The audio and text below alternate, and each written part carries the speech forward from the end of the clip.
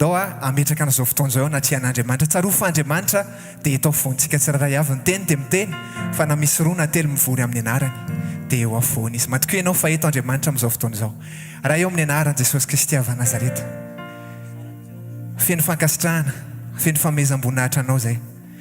Ianao ilay Andriamanitra mpanjaka ny mpanjaka sy tompony tompo. Ianao ilay Andriamanitra mendrika ny fiankofana, mendrika ny fiderana anao Jesosy. Atolotra ho anao ny fankasitrahana sy ny fisaorana Jesosy. Ianao no ivony ity fotoana ity indray androany. Misaotra anao ny amin'ny fitehirizanao anay. Misaotra anao fa vita soamatsara ny volana Jolay, miditra soamatsara zay ao anatin'ny volana Aogositra. Misaotra ny amin'ny tananao izay mitahiry anay Jesosy. Misaotra ny amin'ny fahasalamana, misaotra ny amin'ny hery tanjaka Jesosy. Mankasitraka ny amin'ny fianarana, ny amin'ny asa aman-draharaha, ny amin'ny vady aman-janaka, ny amin'ny ankonana tsiraray avy Jesosy. Ankasitrahana ny amin'ny mety hoe fisedrana ny lalovana. Misaotra ny koa ny amin'ny fanokafana lalana, ny amin'ny fitahiana, ny amin'ny zavatra rehetrarehetra Jesosy. Dia amezana voninahitra ny anaranao zany fa Andriamanitra mpanjaka ianao, Andriamanitra tompo ianao dia raina ianao. Ankasitrahana ny anaranao mangataka aminao zay fany masina androany. Hatreo zay fany masina. Aoka ianao no meno ny aty anatin'ny fona aty. Aoka tsisy olona hita eto, ary aoka tsy handalo fotsiny zao fotoana zao. Fa fotoana anankiray indray ahafahanay miankohaka eo apototro ny tongotrao. Fotoana anankiray indray ahafahanay miombona aminao. Fotoana anankiray indray hanovaina ny toe-ponay, analana ny fahazaran-dratsy aty anatinay aty ka ahafahanay tena hoe miombona lalina aminao Jesosy Kristy tompo. Androany zay dia tsy jery mpanompon'Andriamanitra, tsy jery olona zay Jesosy, tsy jery pasteur, tsy jery anizaniza fa ianao no mpanjinay Jesosy. Ianao mitsy ny ilainay Jesosy. Hatreo zao fotoana zao, raha eo mila anao tanteraka zay amin'ity androany ity. Ianao no Andriamanitra kasitrahanay, ianao no terainay mandrak zay. Amin'ny anara mahery Jesosy Kristy vela masina sy manan-kery avy Nazareta. Alleluia. Amen. Aseka anao amin'izao fotoana izao aka ny baibolinao, raha na telefona, raha baiboly boky koa dia vao maika ankasitrahana. Ataontsika hiaraka mamaky ny Salamo fa 300. Fankitsika zany manomboka amin'ny 15 ka hatramin'ny 19. Salamo fa 300 manomboka amin'ny 19 ka hatramin'ny 19. Zao ny soramandry amin'ny anaran'i Jesosy. Fiderana an'Andriamanitra noho ny fahatsarany sy ny famindrapony. Misaoran'i Jehovah ry fanahiko, ary zay rehetra atao anatiko misaora ny anarany masina. Misaoran'i Jehovah ry fanahiko, ary aza misy adinonao ny fitahian-drehetra. Zay mamela ny helikao rehetra, zay manasitrana ny aretinao rehetra. Zay manavitra ny ainao tsy hidina ny andavaka, izay manarina famindrapo sy fiantrananao. Izay mahavokisoa ny vavanao, ny fahatandroanao modindra itony any voromahery. Jehovah manao fahamarinana sy fitsarana amin'izay rehetra pahoriana. Efa nampafantatra ny Mosesy ny lalakaleany izy, ny zanak'Israely nampafantarany ny asany. Mamindra fo sy miantra Jehovah, maharo-po sady be famindrapo izy. Ndao tsika ity tanana mafy ho an'i Jesosy, dia atao hoe alleluia. Ndao tsika hisaotra an'i Jesosy amin'izao fotoana izao. Araka izany salamo zany raha eo mankasitraka anao tanteraka tokoa zay. Fanany manontolo dia mankasitraka anao, dera anao ny anatinay rehetrarehetra any satria ianao nanafaka anay, ianao nanavitra anay. Ndao raha tsika tia tanana zany. Hey!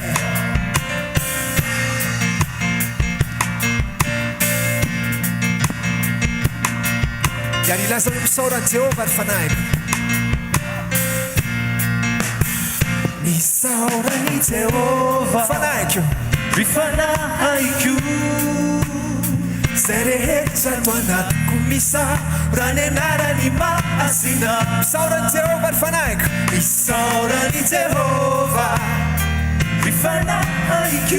Aza misy adinonao ny fitahian-drehetra, aza misy adinona fitahian-drehetra rehetra, ny fitahian-drehetra. Avetsika misaoran'i Jehovah, misaoran'i Jehovah ry fanahiko. Zay rehetra ato anatiko e, zay rehetra ato anatiko misaora ny anarany masina. Misaoran'i Jehovah, misaoran'i Jehovah ry fanahiko. Aza misy adinona fitahian-drehetra rehetra, fitahian-drehetra. Izay mamela, izay mamela ny helikao rehetra, zay manasitrana ny aretinao rehetra, zay manavaka ny ainao tsy hidina ny andavaka, zay manarina famindrapo,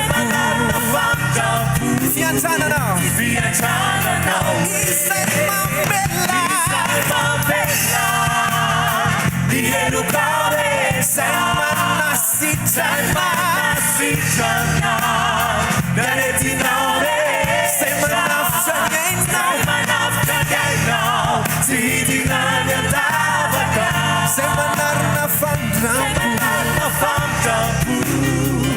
fiantrananao hoe misaorany Jehova fanahiky hoe rifanahaiko zay rehetra ato anaty zay rehetra ato anatiko misaorany anarany mahasina misaorany Jehova Jehova rifanahaiko aza misy adronony fitahindretra rehetra aza misy adinona fitahindretra isay mamela mielokao rehetra manasitrana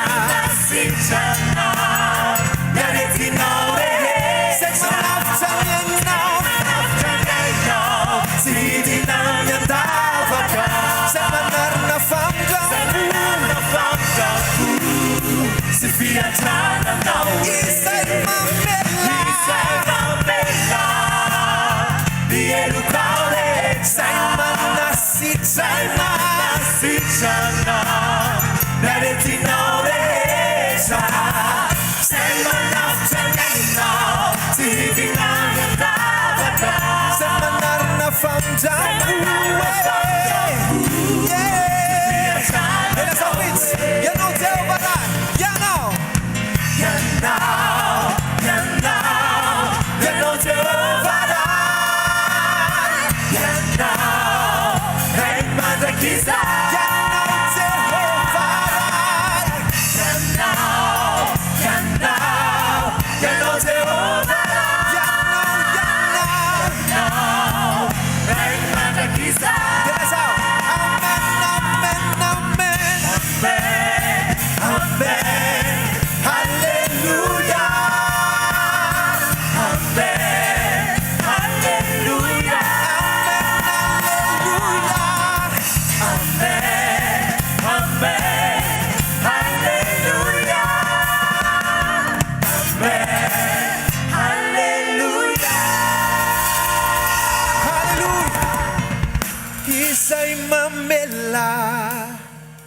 Nielukao rehetra zay manasitrana niaretinao rehetra zay manafitra ny ainao tsy hidina ny andavaka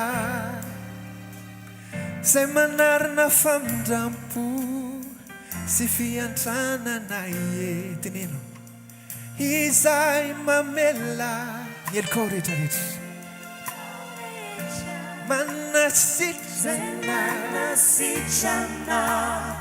niaretinao zay manafitra ny ainao tsy hidina ny andavaka manarina famindrampo sy fiantrananao Zona Jesosy nao tokony manarina famindrampo sy fiantranana isan'andro isan'andro raha mijery ny tenanay zay Jesosy dia ny olona mety hoe mahita anay hoe efa mety kosa an'iny efa tsara kosa an'iny fa zay nefa Jesosy atanaotinay dia mahatsapa fa tsy mendrika izay na ny kely ara Jesosy fa noho ny fahasoavanao sy ny famindramponao no mbola mitahiranay Jesosy ianao tokoa ilay Andriamanitra tsy mba mety ratsy izany Jesosy ny anaranao dia hoe tsara sady mpanao tsara mankasitraka foana izay ny amin'ny fiainanay manontolo na mety tsy takatra ny saina na mety sarotra na mety fahoriana na mety fijaliana nao miteny fa mianara amiko fa malemy fanahy tsy miavina-po ary mora ny ziokako ozy ianao Jesosy safidy izay Jesosy androany tena mevonahitra anao ianao ilay Andriamanitra ny Andriamanitra ianao ilay tompony tompo mpanjaka ny mpanjaka andolian'ny lohalika rehetrarehetra ajainy ianao Jesosy fa Andriamanitra be voninahitra ianao sady masina mandrakizay raisoanao ny fiderana sy fankasitrahana halleloia mendrika ny dera sy ny atsa asandratray ny tananay ho anao mba hovony nahitrao mendrika ny dera sy ny atsa asandratray ny tananay ho anao mba hovony ndao lazantsika mendrika ny dera Medicandera Siniaza Siniaza Asanda Chai Asanda Chai Tananai Wanao Mauvuni Nai Chao Medicandera Siniaza Siniaza Asanda Chai Tananai Wanao Mauvuni Nai Chao Sarana Magagat Sarana Tisimito Viamina Tisitu Sarana Magagat Sarana Tisimito Viamina Tisitu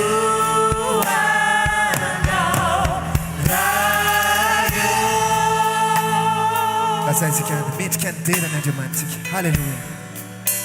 Mendrika ny tera Medicandera Siniaza Siniaza Asanda Chai Tananai Wanao Mauvuni mendrika ny tera ianao Jesosy. Medicandera Siniaza Asanda Chai Tananai Wanao Asadato no feonao. Lazao mihitsy fa tsara ianao Jesosy. Sarana Magagat Sarana Tisimito Viamina Sistuana Tisitu fa tsara ianao. Sarana Tsara ianao. Magagat Sarana Tisimito Viamina Sistuana Lazao yan fa tsara. Halleluja. Yeah. Magagat Sarana Tisimito Viamina Sistuana Tisitu fa tsara ianao. Tsara ianao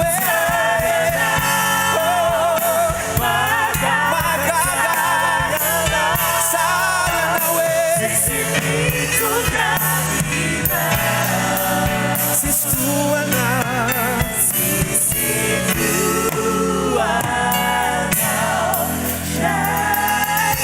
fa sistuana eh.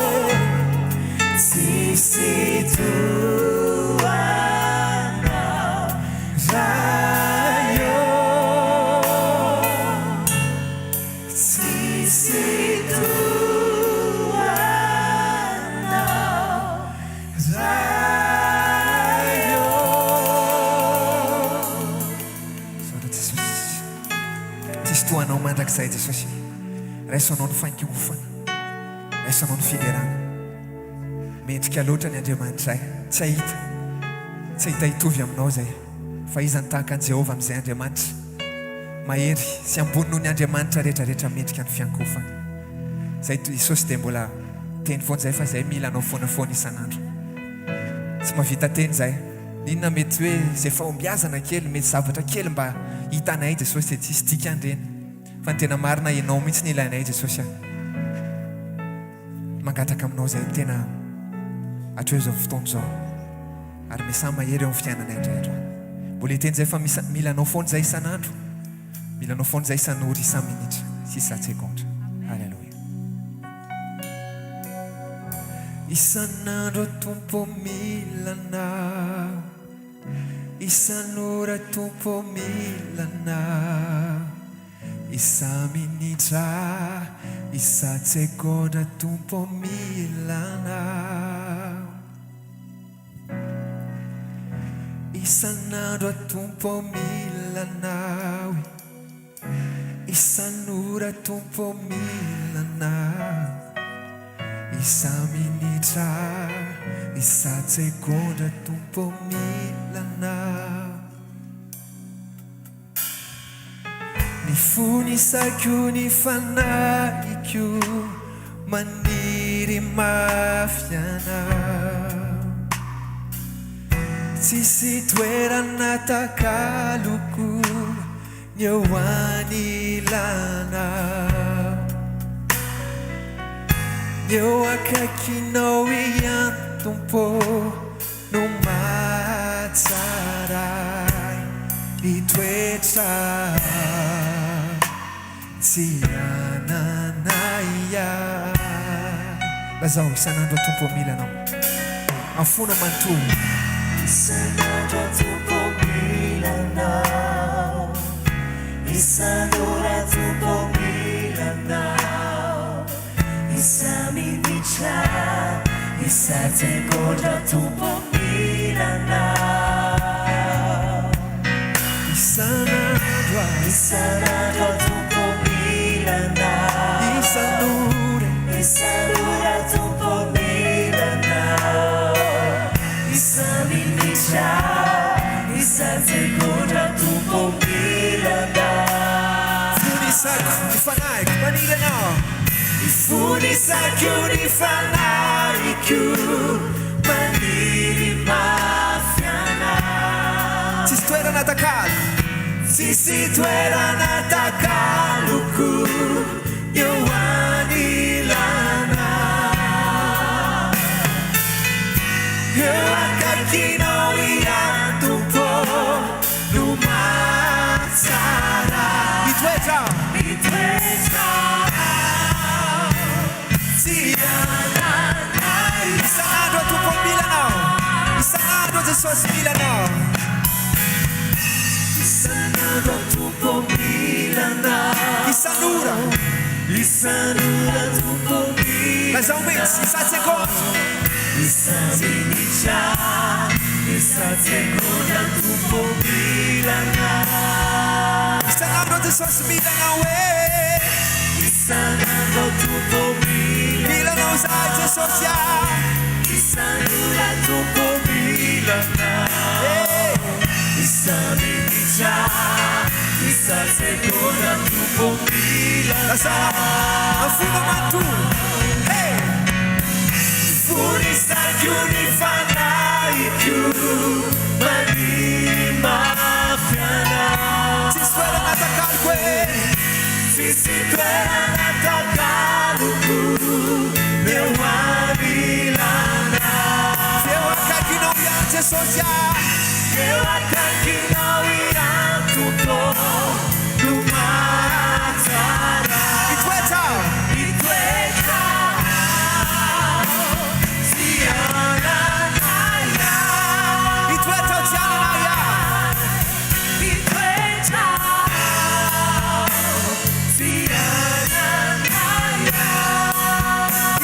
tsy ananaya jesosy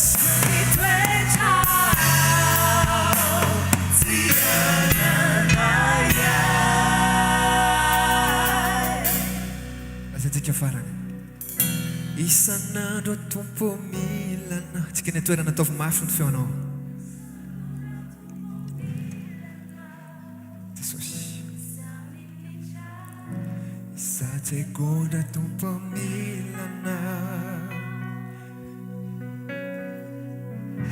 isan'andro tompo milanao isan'ora tompo milana isa-minitra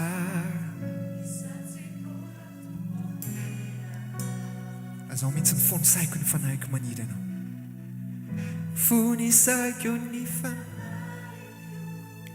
maniry mafy anao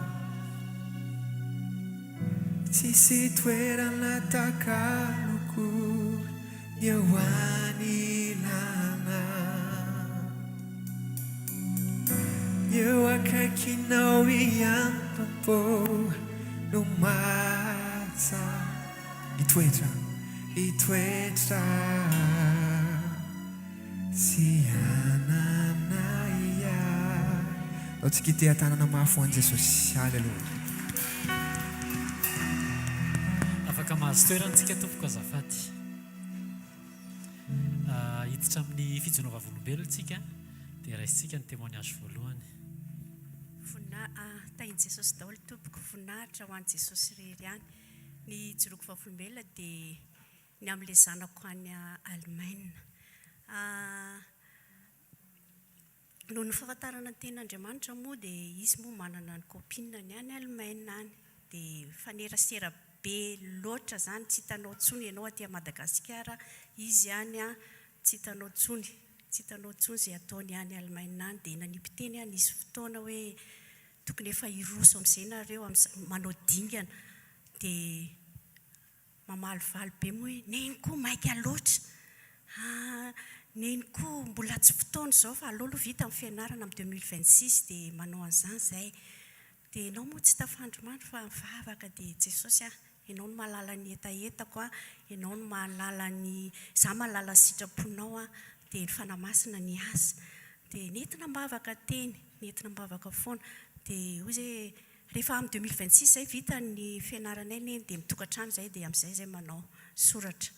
Sady ao amin'ny ambasadiny Allemagne hozy izy isaky ny zoma sabotsy ihany misokatra ny ambasady dia vetivety kely dia midy dia efa be dia be ny izy milahatra any dia efa any amin'ny 6 volana hozy izy vao mahazo rendez-vous. Dia isorako mpanompon'Andriamanitra tamin'ny larobia izay nanao intercesseur momba n'izay zavatra izay. Dia za moa tena tsy tafandromandro hoe Jesosy raha ho avy ianao dia efa miteny anazy foana ho avy ne Jesosy. Neny koa hitanareo moa tanora manana ny heviny, fanamasina koa mamangy afaka manova. Dia voninahitra ho an Jesosy fa nentina ambavaka be izay tamin'ny larobia après-midi niaraka tamin'ireo mpanompon'Andriamanitra.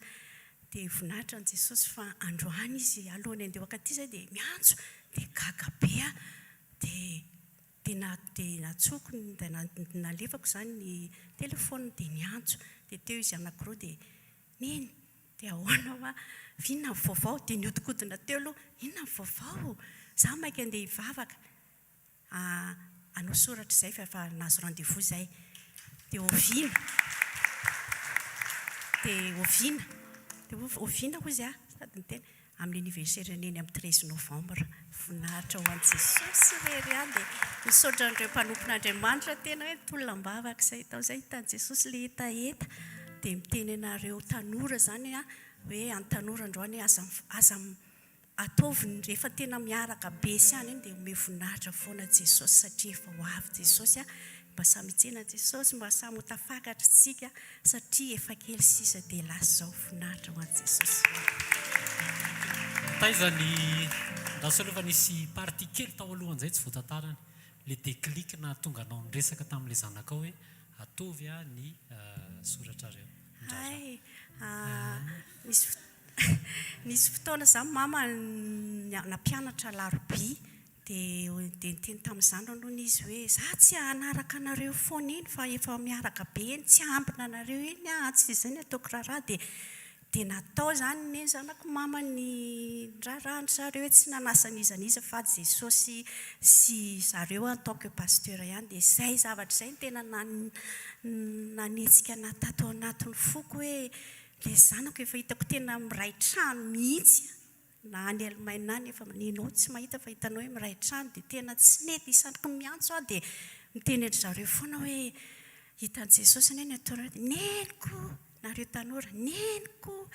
Dia netiko teo amin'i Jesosy moa hoe fanamasina ianao ny afaka manova fa za tsy afaka hanova olona fa ianao no mibitsika fanamasina. Dia niteny izy hoe amin'ny 2026 indray izay ianao an'izay zavatra izay.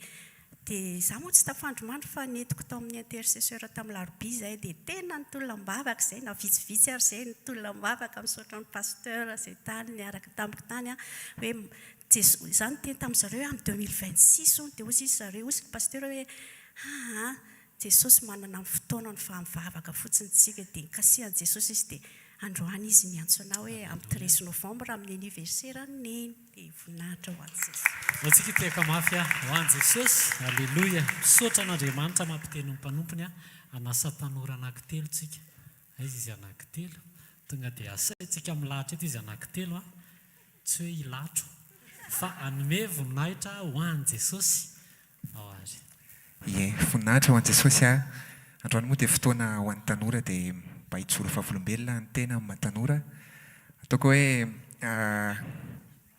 le thème zany dia hoe fotoana niona anay tamin'i Jesosy tena hoe namonjeny Jesosy anay hoe ohatranao zay taloha dia ohatranao zay ankehitriny zany.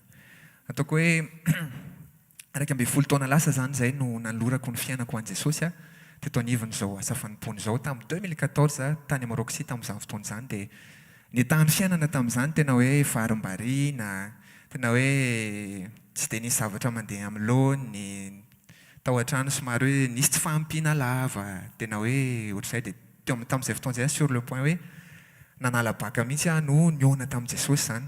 Dia tena hoe nanomboka teo amin'izay tena hoe lasa daholo aloha ny namana, tena hoe ay ilahy lasa mivavaka, lasa dala amin'ny fivavahana le Valérie, lasa pastera Valérie, vao mandalo eny an-tanàna iny pastera. Tsisy namana teo an-tanàna, namana taloha tena tonga dia ohatrany hoe tonga ao an-trano dia ohatrany hoe mba dia fasoira dia tonga dia hira évangélika daholo, fa nanino ny alahy to lasa ohatr'izany hira in'olona. Dia niala daholo ny namana dia meny Jesosy namana be dia be fa vao tato amin'ny asa fanompoana meny andry rahalahy andry, oe alleluia. Dia tena moa tamin'izany tsy hoe za tsy hoe mpihira zany fa tsy fantako le talento hoe nisy an'izay fa ao amin'ny Roxy dia mandeha le fiankofana dia mba mankafy ohatranareo ambany eo zany tena memiry ry rahalahy andry ry za zao mba nady eo aoriana mijoro eo aoriana eo ara. Dia tamin'ny fomba tsy nampozina hitanareo zao za vao nitarika fiankofana teo voninahitra ho an'i Jesosy tena hoe nanompo tao anatin'izay. Dia nandeha tena moa ny fiainana zany nandeha ny fianarana tamin'izany série C dia za zany sur le point mihitsy nala baka no niona tamin'i Jesosy. Natao fotsiny le baka dia afaka tamin'ny famindrapo fotsiny 4 sur 20 ny matematikako tany amin'ny baka nefa coefficient 5 le série C za. Fa no nianatra teny amin'ny université amin'izay tena hoe nanolo tena 100% an'i Jesosy, nanompo niala tamin'ny fahazaran-dratsy, tandrana amin'ny zavatra jerena, enona sy ny sisa, mifantoka hoe manana avenir tsara ao amin'i Jesosy. Teny akatso amin'izay nanao économie to dia 18 sur 20 matematikako sokafan'i Jesosy ny saiko manontolo zany tena hoe dia toy tao anatin'izay tena hoe ho antsika tanora zany tena hoe tsisy fatiantoka fa tombony be ho antsika no hoe mahafantatra an'i Jesosy dia mbola amin'izao azotsika tsiraray avy zao. Araroty fa tena misy zavatra be da be na ny environnement iainanao na ny manodidina anao tena hoe manovanao le tonga foana eo amin'ny fanatrehan'Andriamanitra mamonjy sekoly miaino ten'Andriamanitra koa isaky ny zoma sy sabotsy ohatr'izao. Dia nandeha ny fiainana sady nianatra nanompo nandeha foana tamin'ny Rallye de Miracle vatsiany Jesosy teny foana nefa misy fotoana tena hoe tsisy frébus foana mody fa mandeha tongotra avy any amin'ny Roxy amin'ny fito alina iny mody tsy moramora aloha mandeha tongotra fa nefa nandeha croisade foana ny etoan'i Jesosy no vatsiany Jesosy foana. Dia eo am-piandrasana bosy tamin'izany Jesosy ndray androany eto Ambohijatovo eto mandalo amin'ny tomobile koa ndray androany. Androany mandalo amin'ny tomobile ko tsy efa be da be aza teo mandalo teo amin'ny tomobile ko alleluia. Dia farany ray minitra farany tao anatin'izay koa nefa nandeha ny fianarana dia karakarain'i Jesosy koa ny resaka asa avy eo tena hoe fahagagana be mbola tantara hafa moa le izy zany fa tafiditra ny asa tamina orinasa tena hoe anjakan'ny kolokolo vao tafiditra ao fa tafiditra tao tamin'ny tsisy resaka kolokolo na ny olona raha tsy neny dia tafiditra ve tena hoe voninahitra ho an'i Jesosy dia farany sisany nomeny Jesosy vady koa mbola misy koa tsy neny hoe iny ve mivadinao alleluia. Dia mbola meny Jesosy zanaka anankiroa koa za io zao meny Jesosy ny trano koa zao tomobilako zao rehetrarehetra voninahitra ho an'i Jesosy alleluia. Hoe teka mafy ho an'i Jesosy tsy misy faty antoka nanoloran'ny fiainana ho an'i Jesosy. Alleluia. Tsova volombela koa ny zokony kely ny tanora zokony kely.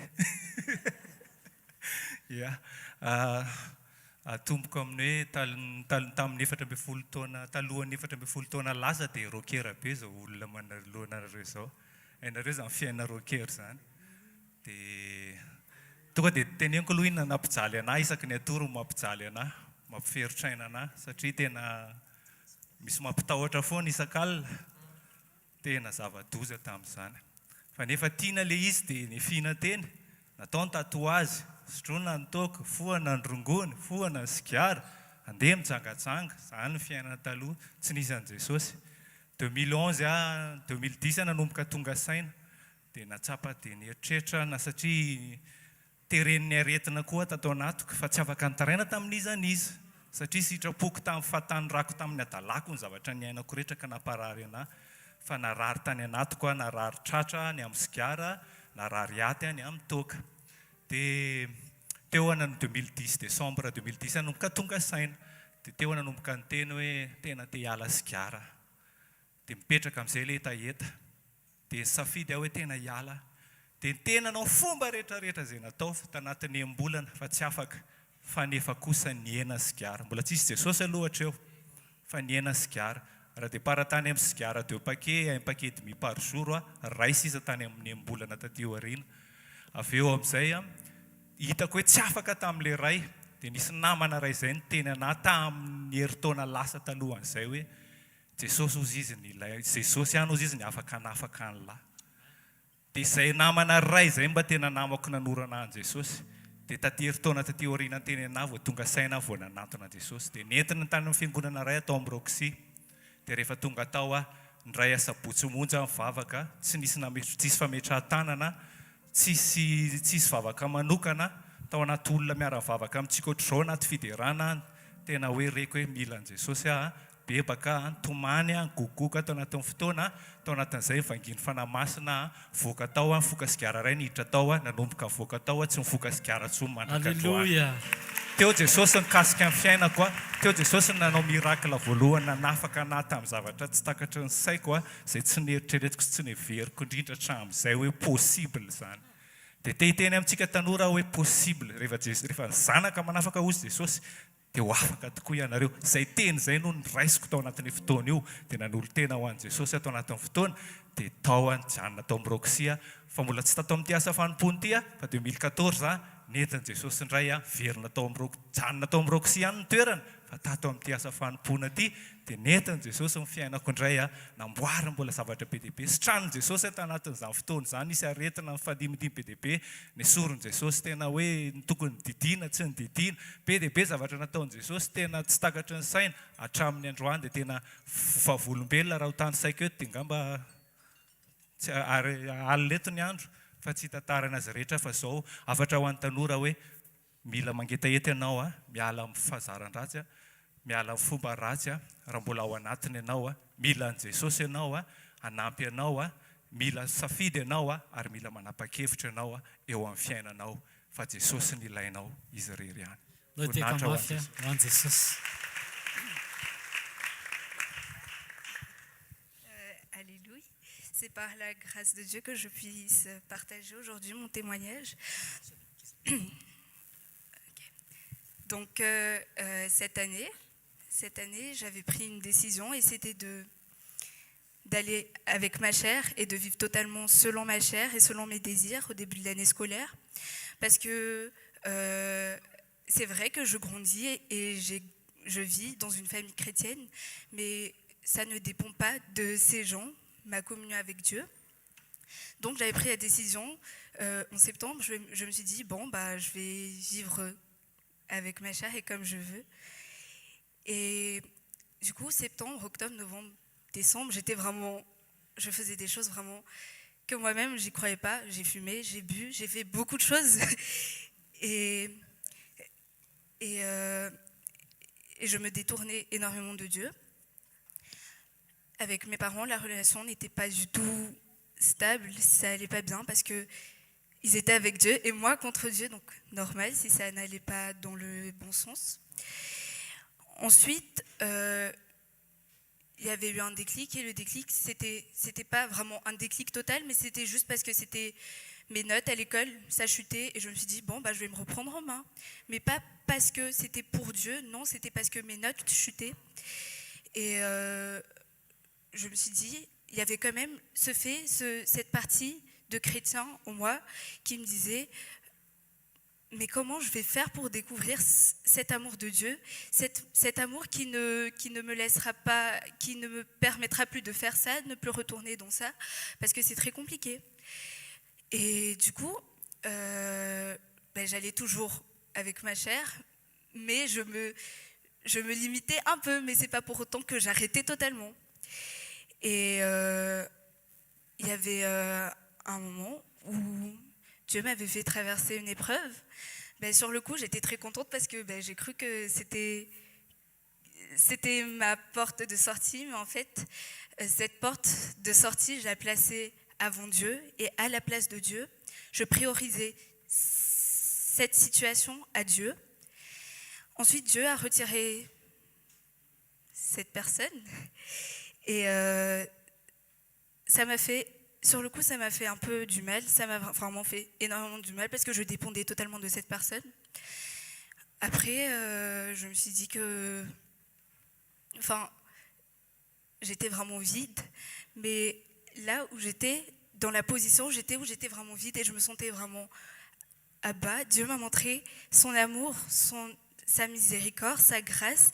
Il m'a montré qui il était vraiment. Moi qui me posais toute l'année la question de comment je vais découvrir l'amour de Dieu. Je vais essayer de lire la Bible pour apprendre pour apprendre l'amour de Dieu et tout. J'ai vraiment réfléchi à plusieurs manières, mais comment? Et c'était tellement simple et tellement automatique, et ça m'a rempli vraiment d'une manière indescriptible. Et voilà, maintenant, je continue à avoir la soif en Dieu. Après toutes ces épreuves, Dieu a retiré des gens dans ma vie, mais ça n'a pas fait effet parce que l'amour de Dieu était là, et toutes ces pertes, c'était rien comparé à Dieu et à son amour. Et voilà, maintenant, j'ai appris que, en tant que jeune, notre communion avec Dieu ne dépend ni de nos parents, ni de notre famille. C'est pas que nos parents sont très chrétiens et dépendent totalement de Dieu que nous aussi, on va faire face à nos propres épreuves pour endurcir et cette communion avec Dieu, pour qu'on soit vraiment forgé en Dieu. Et voilà, c'est mon témoignage. Gloire à Dieu. Tsika mafia ho an'i Jesosy raha sitrakareo angatantsika 2 minitra na 3 sekondra tsirairay avy ry zareo manahoana ny fiombonany amin'i Jesosy amin'izao, satria ny lasany teo fa amin'izao efa rentsika teo hoe tena tia an'zareo Jesosy, sa tsy zany? Malgré na dia teo raha ny rehetrarehetra tena teo Jesosy, dia tiantsika koa Jesosy, fa ny amin'izao ataontsika hoe phrase 2-3 tsirairay avy angamany hoe manahoana ny fiarahanareo amin'i Jesosy sy ny fitiavanareo an'i Jesosy amin'izao par rapport amin'izay lasa sy nandraisan'i Jesosy atsika tsirairay avy izay. Ten'Andriamanitra roa no tonga tapoka dia miteny any amin'ny bokin'ny Korintiana any hoe raha misy olona ozy izy ao amin'ny Kristy dia olom-baovao izy. Ozy ny Baiboly hoe nouvelle créature. Dia misy ten'Andriamanitra anankiray koa miteny hoe izay tahinao Jehovah dia voataha mandrakizay. Fiainana taloha ankehitriny tena hoe lasa olom-baovao. Novain'i Jesosy dia nitehirizany vao maika tena hoe tahaka mbola misy ten'Andriamanitra fahatelo hoe dia marina dia tahaka ny fipoakan'ny andro maraina. Metsara foana, metsara foana. Dia fiambonana amin'i Jesosy tena hoe tsara, ny fiainana koa tena hoe tehirizan'i Jesosy ohatr'izay teneniko izay. Voninahitra ho an'i Jesosy. Teka mafy an'i Jesosy.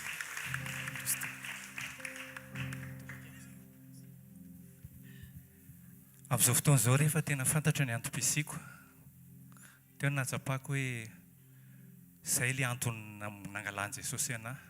Satria izaho tokony efa ho faty, tokony efa tsy tokony velona intsony à plusieurs reprises efa accidenté, moto, automobile, efa saky namontena indroana santikajy, efa nianka teny ambony hazo dia nianjera be dia be, tsy tokony ho velona intsony, sisapato izy ny olona raha hoe izay ny azo lazana azy. Fa Jesosy ny teo dia izay zavatra izay natsapako amin'izao satria fantatro amin'izay ny antom-pisiako. Dia teo ny natsapako hoe za mijoro mandroso amin'ny antom-pisiako, mbola tsy tanteraka fa miezaka mandroso miaina tena mihaino an'Andriamanitra mankatoa sy manao izay sitrapony arak'izay azoko atao. Zay ny amaliko fitian Jesosy ijoroako isan'andro sy androsoko isan'andro na dia tsy nety tamiko ary zany taloha fa zao lasa tena hoe 100 isan-jato tsy mivaky loha tsy mirarana izaniza na iza d'accord na iza tsy d'accord fa za tompona ny raiky fantatro ny fitiavan'i Jesosy anahy dia fantatro ny tokony ho ataoko an' Jesosy. Dia miezaka mandroso isan'andro mijoro manao sitrapony dia anatanteraka izay tiano ho tanterahana amin'ny fiainako. Da teka mafoan Jesosy tsika cher atoky. C'est que c'est vraiment par la grâce de Dieu que je suis ce que je suis, parce que sa main n'est jamais trop courte pour nous rattraper. Peu importe à quel point on s'est éloigné de lui, peu importe à quel point on s'est détourné de lui, il nous aime toujours et il est toujours prêt à nous rattraper à tout moment et dans toute situation. Voilà. Merci. Asaiko anao hitsangana dia ndaontsika hisaotra an' Jesosy. Alleloia. Misy tenin'Andriamanitra zay hoe fanilon'ny tongotry sy fanazavana ny lalako ny teninao. Ilaintsika miombona amin'i Jesosy, mihaino ny teniny, fa reny ny balizo atsika. Dia rehefa voaray ilay teny dia ampitaitsika amin'ny manodidina atsika. Voalohany aloha raisiko ilay teny dia ampitaiko amin'ny hafa. Amen. Rehefa nampitain'ilay taty tamin'ny ankonany ilay teny dia amin'ny voalohany misy réaction ny nofo sa hoana.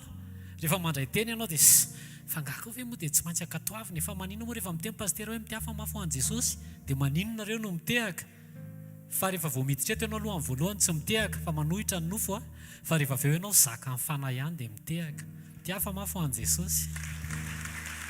Ohatrany hoe zavatra, ohatrany hoe mampiomehy ilay izy fa ilay nofo izay mihitsy ny naturany manohitra ny fanahy.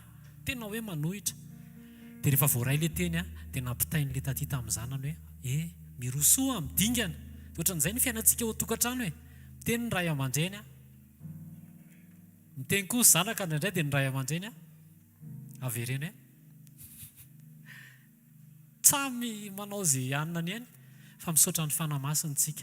Fa ny fanahy masina no mikasika antsika dia manova antsika tsirairay avy. Ndaontsika hisaotra an'Andriamanitra noho ny amin'ny fitiavany. Amen. Tia antsika loatra Andriamanitra raha nanova an'ilay zanak'ilay taty izy nanova an'ireo tanora anankitelo ireo afaka manova ny ankonantsika tsirairay avy izy. Amen. Afaka manova ny zanako izy, afaka manova ny zanakao izy, afaka manova anao koa izy. Alleluia. Alleluia. Dia ndaontsika hisaotra noho ny amin'ny fitiavany. Tena hoe fitiavana mandrakizay. Fitiavana mandrakizay ndao hisaotra an'izany fitiavana izany tsika. Ndao hisaotra fa izy ny mpamonjy. Tsisy olona mahay manafaka ny tenany ao anaty zioga ny fahotany izany. Fa ny décision dia any amintsika tsirairay avy. Fa rehefa tapa-kevitra ianao Andriamanitra no mikasika. Ndaontsika hisaotra an' Jesosy hoe misaotra Jesosy ny amin'ny fitiavanao. Fitiavanao izay miandry anay foana amin'ny fotoana izay iverenanay ho any aminao. Misaotra Jesosy ny amin'ny fitiavanao mibitsika aty anatin'ny fonay amin'ny alalan'ny fananao masina. Misaotra Jesosy ny amin'ny famindramponao tsy nandringana anay tao anaty fahadalana ianao fa nanaraka anay moramora teny foana ianao dia niandry ianao. Misaotra Jesosy fa fitiavana daholo no hitarihanao anay, fitiavana daholo no hanalanao ireo olona izay tsy tianao hiaraka aminay, izay manasaraka anay aminao, dia ampitiavana no anaovanao an'izany Jesosy, hitsinjovanao no mandrakizay antsika. Misaotra Jesosy fa mpanafaka ianao. Misaotra Jesosy fa mpanavitra ianao. Misaotra Jesosy fa manoro anay ny antom-pisiny ianao ary misaotra fa mitarika anay ho amin'ny lalana mandrakizay ianao. Androany Jesosy dia manome voninahitra anao zay misandrata ray amin'ny anaran'i Jesosy. Amen. Ndao hitehaka mafy an'i Jesosy afaka mahazo toerantsika azafady tompoko.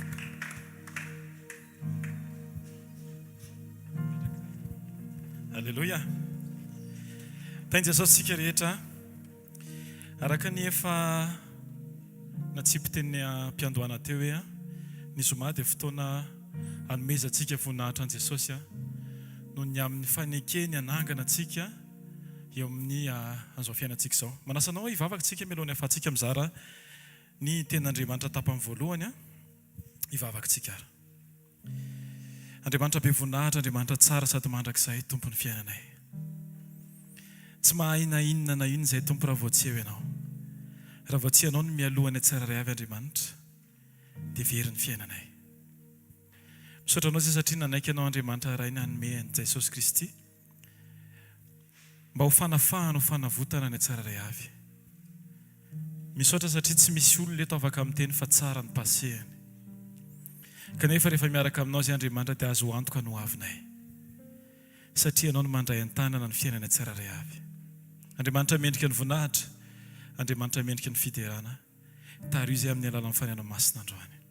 Amin'ny anaranao Jesosy. Amen.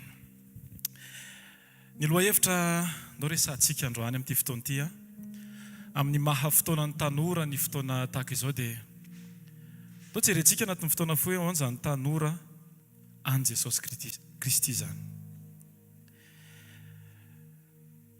Miankina amin'izay appartenance anao tsy maintsy lalanao. Miankina amin'izay toeram-pianarana ianaran'ny olona anankiray no tsy maintsy lalany rehefa avy eo. Ohatrany koa tsika tsy afaka nanomboka zavaritsika azo antoka ny fiainana mandrakizay raha tsy Jesosy Kristy no mialohantsika tsiraray avy. Ndao vakitsika ny bokin'ny Apokalipsy toko voalohany ny andininy fahavalo eo tsika ny anomboka anjao fizaranjao raha sitraka ao. Asaiko mihitsika rehetra hanokatra ny ten'Andriamanitra satria tsy ten'Andriamanitra betsaka no entiko eto androany satria ny tanjontsika dia isika miaina ten'Andriamanitra fa tsy tsika miezaka mitadidy ten'Andriamanitra be dia be. Tompo ao ianao no antony velomako, Tompo ao ianao no mato izao ahy, no arinao ao itovy endrika. Asaiko mihitsy nareo ndao sika arahiran'izany. Tompo ao ianao no antony velomako,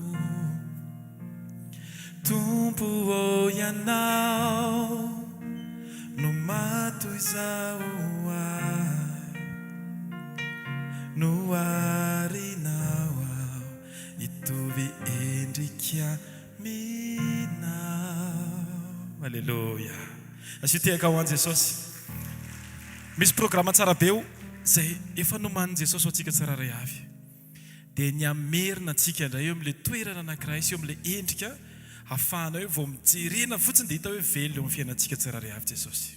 Sao nefa tsy afaka tonga ny amin'ny tanjon'Andriamanitra ianao raha tsy nanana fanombohana ao amin'Andriamanitra.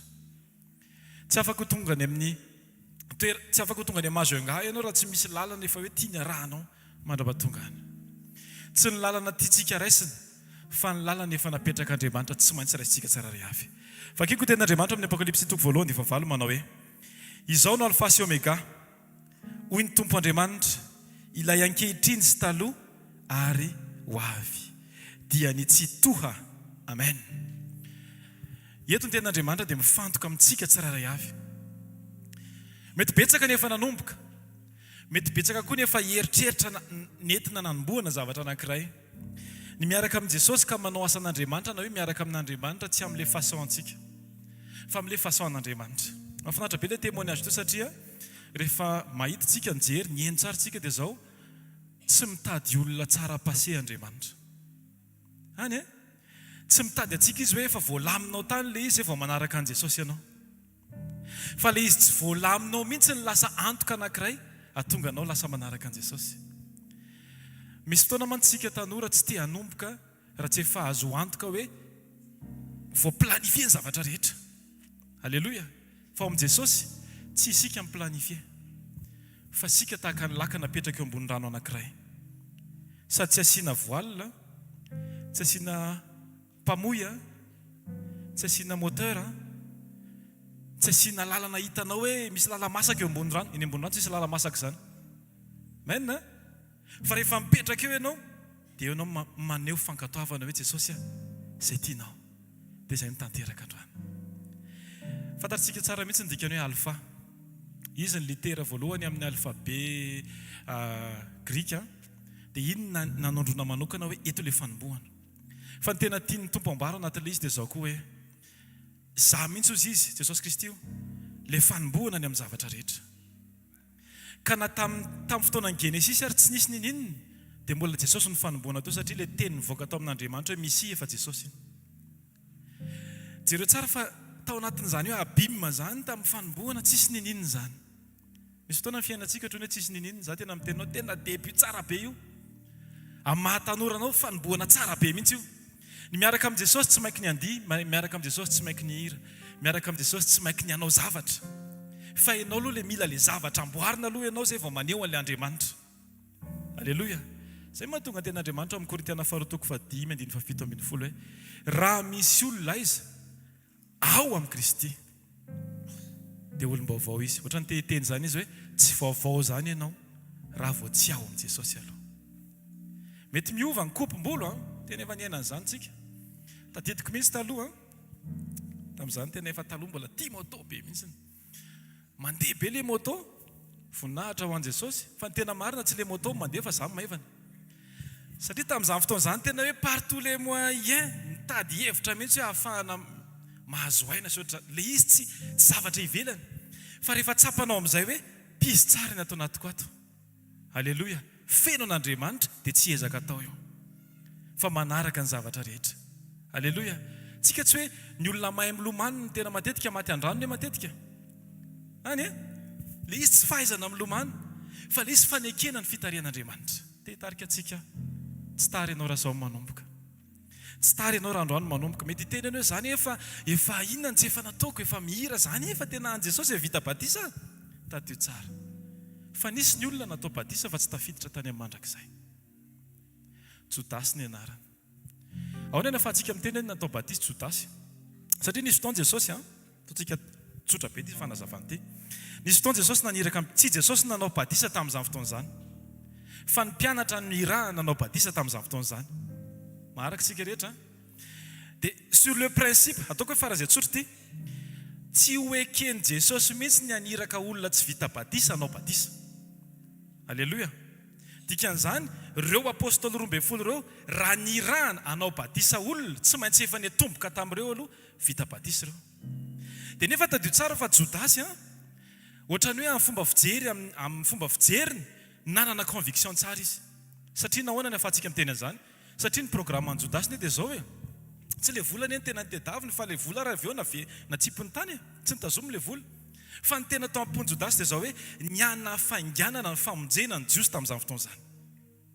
Misy fotoantsika mety manana hevitra tsara, fa rehefa tsy hevitra avy any amin'ny Jesosy dia aza manomboka an'izany akory ianao. Ny fanombohana tsara indrindra tsy misy afaka ampitahina an'izany, fanombohana tokana farazay tsara indrindra dia ianao tsisy ninina fa manana an Jesosy.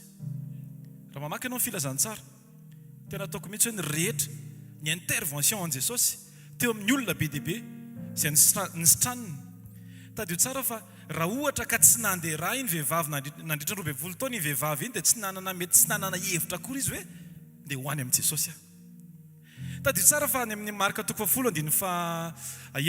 any Bartimeo jamba. Raha ohatra izy ka nahita dia mety tsy niantso akory hoe ry Jesosy zanak'i Davida mamindrafo amiko. Misy fotoana indraindray lasa mieritreritsika fa mila tena hoe manana an'ilay perfection zay vao manakaiky an Jesosy. Fosy ny teny anglisy manao hoe come as you are. Amin'ilay endrika misy anao io mihitsy ny tena tian Jesosy hananganana anao. Ary tena mahafinaritra be amin'ny Marka 7 koa dia misy an'izao hoe nisy fotoana niditra tao amin'ny sinagogy Jesosy. Nisy lehilahy anankiray maty tanana ila teo. Dia ny olona rehetra zany efa nieritreritra hoe eo amin'izay ny ahitantsika hoe ahoana zany ny tena ataon'ity Jesosy ity. Ety ny ahitantsika hoe tena mahavita sa tsy mahavita. Ny zavatra nahagaga dia zao. Jesosy mihitsy no niteny tamin'ilay maty tanana hoe ndany ianao maketsy ampovoany. Ohatrany hoe raha olona ataoko hoe manana fo mavesatra zany dia ohatrany hoe za efa manana problème mbola ataony eo ampovoany hitan'ny olona rehetra. Tsy izy eo amin'ny sisiny nositraniny Jesosy, fa izy natao teo ampovoany mba ho hitan'ny olona no nositranin Jesosy. Inona no ifandraisan'izany amin'ny fiainantsika? Misy fotoana avelan'Andriamanitra ho hitan'ny olona mihitsy ny zavatra mila hitsin'Andriamanitra eo amin'ny fiainanao. Satria reny olona mahita an'ilay tsy mety reny no afaka metraka an'ilay différence hoe avant sy après. Alléluia. Tsy faty antoka raha ohatra ka hoe everiny olona fa tena hoe farahidiny ianao. fa raiso tahaka ny fanairany zany hoe mila makany amin' Jesosy aho. Le amin'ny jaona toko favalo vehivavy tratra olantanana nijangajanga, mety efa mpijangajanga eo hatramin'izay, fa raha tamin'iny andro iny izy mety hoe tsy nijangajanga dia tsy tratra dia tsy tonga teo amin' Jesosy. Tsy maniraka antsika hijangajanga raha miteny an'izany, fa tiako aoka ny saintsika mihitsiny atsapa hoe le zavatra niteneny Jesosy tamin'ny vehivavy eo izy hoe mandehana ozy izy, fa za koa tsy manameloka anao intsony. Afaka nataony Jesosy ary afaka nytany sainy teo mihitsy hoe izy avy ny lehilahy efa niaraka taminao, tamin'ilay vehivavy, fa zay tsy important amin' Jesosy. Ohatra nitenenako aminao hoe tsy important aminazy aneny paseanao e, tsy important amin'io, fa ny important aminazy dia hoe inona ny décision anao androany, inona ny fanapa-kevitra ao androany. Vonina ve anao ny hanomboka ozy izy, satria izy mihitsy miteny hoe efa zany e le alpha e, tsy hoe hitanisan'ny lasanao ny antom-pisiko, fa iny lasa iny mbola ho proveko aminao fa na Josefa ary tamin'izany fotoana zany dia navelako ny aina tamin'izany. Zay na tonga ny Josefa nameny anaran'izany any amin'ny Genesis 41 hoe Manase. Dia keo hoe Manase dia zao hoe Andriamanitra efa nampanadino any lasako rehetra. Andriamanitra mahay mamafa ny lasanao. Tandreo moa aza mierika ny any amin'ny zavatra efa mifafan'Andriamanitra. Rehefa hitodika dia makany amin' Jesosy Kristy irery ihany. Rehefa tena te ho lasa lavitra ao amin'ny fiainam-panahy ianao aza mijery olona, ary indrindra aza manaraka olona. Le boky Apokalipsy miteny teo hoe, averiko mihitsy hoe zaho ozy izy no alpha sy omega amin'ny anaran'i Jesosy, hoy ny tompo Andriamanitra, ilay ankehitriny sy taloha ary ho avy dia nitsitoa. Dikan'izany dia zao hoe zaho ozy izy rehefa hanomboka eo amin'ny fiainanao dia ataovy azo antoka fa za tsapanao fa hoe za mihitsy le niteny. Matetika tsika lasa te hivavaka satria apresian'ny olona. Ny olona fitaovana fotsiny ihany anaitra anao. Fa ny tena marina avelan'Andriamanitra koa ireny anaitra anao, fa ny fanapa-kevitra tsy maintsy ianao. Ny amaranako azy dia zao hoe fa volombelona kely anankiray nanomboako niaraka tamin'i Jesosy. Ataoko hoe arisan'andro tena misaotra an' Jesosy foana ny amin'ny fotoana izay niantsony anahy, satria misy fotoana izay mivady tena miresaka mihitsy hoe maman tena raha tsisy Jesosy tsika sy ianao tena tsy ohatran'izao. Isan'andro tsika mila mametraka an'izany hoe tena raha tsisy Jesosy ny fiainako nataky ny ahoana effort mety nataoko, tsy tonga amin'ny ampafolo ny zavatra programen'Andriamanitra ao anahy akory aho. Taloha tena tia mamaky baiboly be mihitsy tsy hoe tsy tia tsony azao, tia be tsika. Ataoko tamin'ny classe de terminale tany, izay voataiza tao anatin'ny ataoko hoe fitaizana kristianina, fa nefa tsy antoka ho amin'ny mandrakizay zany. Tao anatin'izany tena io Salamy 37 io andininy voalohany ka hatramin'ny faha-efapolo isaky mirava classe de terminale tamin'izany tsy maintsy vakiako, haiko tsy enjery hatramin'ny voalohany, ny andininy faha-enina ambin'ny folo zao, ny andininy faha-dimy amby roapolo zao, ny andininy faha-efatra zao, ny andininy faha-dimy zao, isan'andro isakarivo mandoalika foana. Tena hoe tsy mibaikona, tsy mibaikony ny olona fa mibaikony situation. Tsy mety zany. Tena haiko tsy enjery io zavatra io tamin'izany fotoana zany vao misokatra fotsiny io baiboly io Salamy 37 tena teo foana raisiko mihitsy le teny hoe tsy mbola nahita ny zanany nangataka hanina. Any amin'ny andininy faha-enina ambin'ny folo, tsara lavitra ny kely anana ny olo marina anankiray no nibe anara tsy fanay maro. Ny anarana tsy enjery zany fa le izy tsy enjery. Fo ny ten'Andriamanitra atao pokony iraketako ny teninao mba tsy hanontako aminao intsony. Tena tsoriko fa mafy ny zavatra natrehana tamin'izany. Ary io tsy hoe misy an'izany hoe voajerena dia pasterable, fa misy parcours tao ambadika tao. Matetika tsika mijery ivelany dia mieritreritra foana hoe ohatra ny tiako ataony, ohatra ny ataony olo io, tsy izany. Satria misy background be dia be ao ambadika ao. Mety tsy hitantsika ao ambadika ao, ary za tena manomana antsika tsiraray avy. Ny olona afaka mandeha lavitra dia ny olona betsaka bagage. Satria ianao na hanao vacances ary ianao dia tsy maintsy en fonction en séjournao ny habe amin'ny bagagenao. Dia ohatr'izany koa tsika rehefa hiaraka amin'ny Jesosy, raha te handeha lavitra ianao, mifalia rehefa misy fotoana miatrika zavatra anankiray. Satria eo indray ianao nianatra lesona mbola tsy hitan'ny masona ary tsy renin'ny sofina, natao anatin'ny 80 taona ary mbola tsy nahita ohatr'izany ianao fa eo ianao nianatra. Amen. Miaraka amin'ny Jesosy tena ohatran'izany talohantsika tena galera, aleloia, voninahitra ho an' Jesosy ary tena hoe nisy fotoana tena hoe io ranomaso io tsy mijanona io noho ny amina situation anankiray. Ary tao anatin'io fotoana io lasa ohatrany hoe nanao asa fanompoana dia nanoratra hira dia ohatrany mety ny zavatra rehetra. Aty aoriana amin'izay vao mijery ny zavatra rehetra hoe Jesosy aika soratanana ranomaso ty fa tsy soratanana vokatry ny fahafianoan'ny fany masina.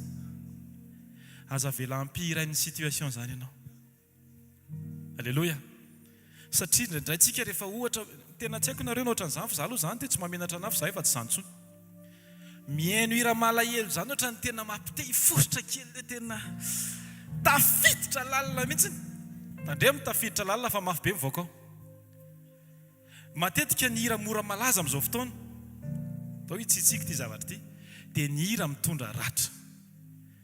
Rehefa maratra le olona mpanoratra dia ianao mihaino anazy mihaino ratra dia mitovy le mesazy ao anatin'le soratany sy le zavatra anatin'ny fonao dia ohatra mieritreritra ianao hoe mety amiko ty hira ty. Any ireo mitsikitsiky reo sao tena ny ainany zany daholo matoa hitako ty nifonareo. Aleloia. Fa zao tsika tsy zany. Rehefa manomboka tsara miaraka amin'i Jesosy. Rehefa manomboka dia Jesosy mihitsy ny avelantsika ho mpanomboka amin'ny fiainantsika. Ny fahatanorantsika dia mila omentsika an' Jesosy. Na inona zavatra misy, n'inona zavatra mitranga, aza mena olona amin'ny fahatanuranao. Mbola ranomaso no rofinao rehefa avy eo raha ohatra ka olona ny anakinanao. Ny ataoko hoe olona dia mety hoe tanora mitovy amintsika. Azo nareo matiako tenenina. Na mety koa hoe ray aman-dreny. Ahitsiko tsara izy avy eo. Na mety hoe zandry. Ho an'izay efa mananjanaka, mety hoe zanaka. Tsika tsy nantsona ity olona mihoatra noho ny fitiavantsika an'Andriamanitra. Jesosy ny voalohany hatramin'izay ary mandrakizay dia tokony izy ny voalohany amin'ny fiainantsika tsiraray avy. Amen. Rehefa mity an' Jesosy ianao dia tsy ianao no midoze ny fomba hitiavanao ny ray aman-dreny. Satria ny ten'Andriamanitra dia milaza hoe isika ty satria maninona? Izy efa tiantsika taloha. Tiavy Jesosy. Tsy manana olana ianao ny fifandraisana amin'ny olona rehefa tena tian' Jesosy. Matoa ianao mbola manana olana fifandraisana amin'ny olona, mbola tsy tian' Jesosy tsara ianao. Tiavo izy. Ary ny tena marina, tsy misy olona milaza fa tia nefa tsy miezaka ny ahalala. Fantaro Jesosy. Fakio ny ten'Andriamanitra. Mba ho tanora an' Jesosy Kristy ianao. Tsy nisoratra eny amin'ny akanjo no midefinira hoe an' Jesosy ianao. Tsy rehefa hiakatra any an-danitra dia savaina aloha ny t-shirt Jubilee 2025. Aiza le izy misoratra hoe an' Jesosy ianao sa tsy an' Jesosy? Tsy izay. Fanotoem-potsika. Nanaitra be anaty ary tia ny amaranako azy. Hoe tsy ny zavatra ataontsika hitan'ny olona no hiantoka ny mandrakizay atsika. Fa ny zavatra tsy hitan'ny olona mihitsy le afeninao manginginao. Tandremo fa mety iny no hanapaka amin'ny fifandraisanao amin'i Jesosy. Ary ny akabetsahany tao hoe fahotana tena mahavery dia tsy sahan'ny olona rehetra atao hoe mason'ny olona fa atao any ambadimbadika any. Tsika zanaky ny fahazavana, mena tonga dia tondray lapo depôsy rehefa misy zavatra tsy mety. Tondray fahazavan'i Jesosy. Fahotana ohatran'ny champignon. Champignon me maniry rehefa ataony amin'ny maloka. Dia ohatr'izany koa aza asiana sujet tabou rehefa eo amin'i Jesosy. Resao amin'i Jesosy daholo. Za Jesosy tsy ohatr'izany misy olona mety makafananao fijangajangany tapahako amin'ny anaran'i Jesosy ohatra hijoroy vavolombelona mihitsy za tsy zany fa iny le mahatateraka ny boky l'Apocalypse hoe ary izy ireo naresy noho ny amin'ny ranony zanak'ondry sy ny teny filazana azy. Tonga dia témoigneo ny anaran'i Jesosy mba ho afaka izany. Manasanao hitsangana amin'izao fotoana izao. Aleloia. Manomboa miaraka amin'i Jesosy tsika rehetra. Androany fanomboana tsara be sady voalohany volana ho mihitsy androany. Aleloia. Ho satria olom-baovao ianao amin'ny anaran'i Jesosy. Hivavaka tsika ary. Ray tsara indrindra masina mandrakizay indreto Andriamanitra. Hanomboka indray. Ilay fiainana tsara indrindra miaraka aminao Jesosy. Misaotra anao zany amin'ny fandraisanao anay Andriamanitra. Tsy mitady olona tsara be ianao. Fa mitady olona tena feno fankatoavana ianao. Mitady olona afaka amboarina ianao. Mitady olona manaiky volavolaina eo am-pelantananao ianao. Jesosy eo. Ampianaro izay Andriamanitra ho tahaka ny tanimanga. Apetraka eo amin'ny tany ampanao azy. Tsy ny tanimanga no misafidy ny endrika. Fa ianao Kristy no misafidy ny endrika tianao hatongavana amin'ny fiainana tsiraray avy. Dia androany indray Jesosy mivavaka izay. Atolotra ianao Andriamanitra ny momba anay rehetra. Atolotra ianao Jesosy ny fona sy ny mikasika anay rehetra. asaiko tsika rehetra andohana mafy ny fanolorana tenantsika ho an' Jesosy androany. Teneny mihitsy Tompo tia ho anao satria ianao no antony Andriamanitra. Tsisy antony hafa, tsy olona ny antony Jesosy fa ianao no antony.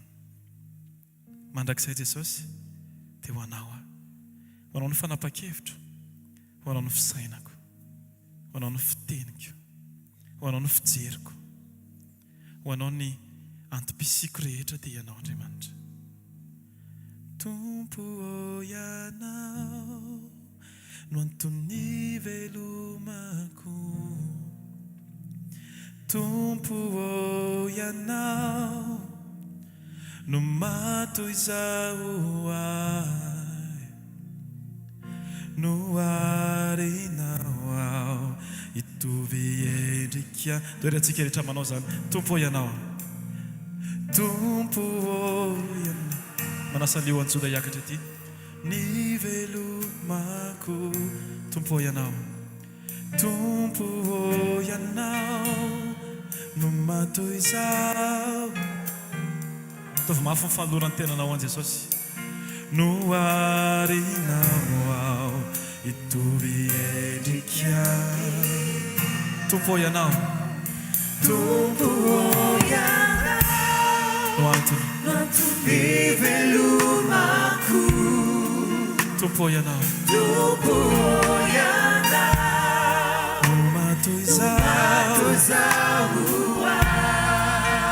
no arinao aho, no arinao aho hitovy endrika amina.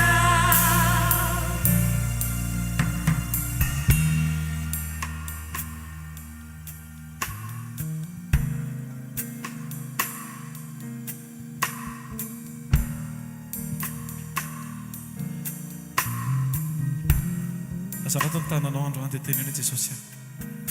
Ny fiarahako aminao tsy hoe tapakandro, tsy hoe ray volana, fa ny fiarahako aminao Jesosy dia mandrakizay. Ary na inona zavatra mety hitrango eo amin'ny fiainako Andriamanitra dia tsy mampaninona izany Jesosy, fa ny safidiko dia efa ianao ary mbola ianao foana Andriamanitra. Tesatra anao satria mahagaga loatra hoe maninona ianao no mbola tia. Nefa misy fotoana nazary ohatra ny lasa tsy tia ny tenako Andriamanitra noho ny amin'ny zavatra ny lasa rehetra natao, fa nefa nasehonao mihitsy Andriamanitra ary nambaranao fa tia amin'ny fitiavana tsy azo refesina ianao. Ary ny ao am-ponao any tsirairay avy Andriamanitra dia ny anangana anay mba hahatonga anay ho arak'ilay endrika tianao isehoana Jesosy eo, ka ho hita fa velona eo amin'ny fiainana ianao Jesosy. Androany Andriamanitra dia ataonay mafy ao anatin'ny fonay mihitsy Andriamanitra fa ianao no antony ary ianao ny hiazona sy hitarika anay mandrakariva Andriamanitra.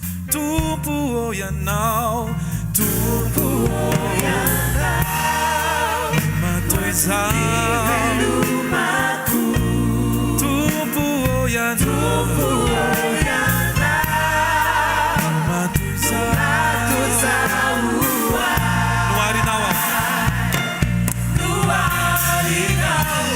hitovy endrika aminao. Tompo ianao mantony velomako, Tompo ianao no matoy izaho ahy, no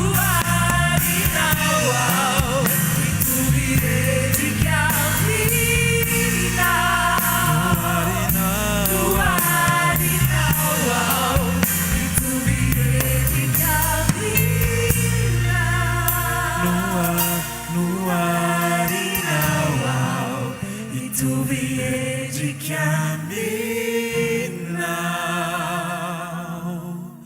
Amen, amen. Nasitehaka mafy an' Jesosy. Manasaleo antsody afaka mipetrakantsika rehetra. Alleluia. Ho voninahitran'Andriamanitra dia manasa antsika nitsangana andraisantsika reto tanora reto hiarakantsika hiterany Jesosy anatin'izany dia zany ho voninahitra ilay mpanjaka mpanjaka sy tompony tompo. Alleluia. Dao tsika hitehaka mafy an' Jesosy toizana nitehaka sinika. Alleluia an' Jesosy androany. Raha manana feo ianao, alleluia mafy an' Jesosy amin'ity fotoana ity.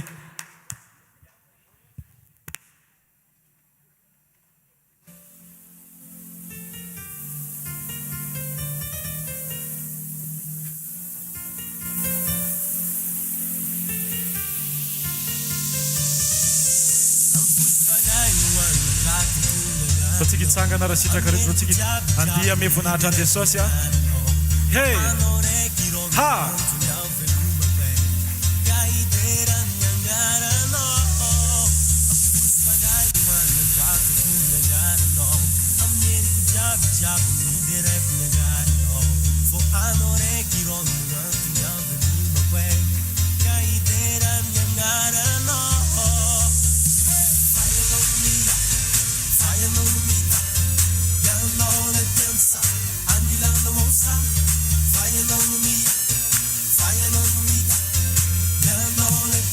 Rotsika isosoto an Jesosy. Hey!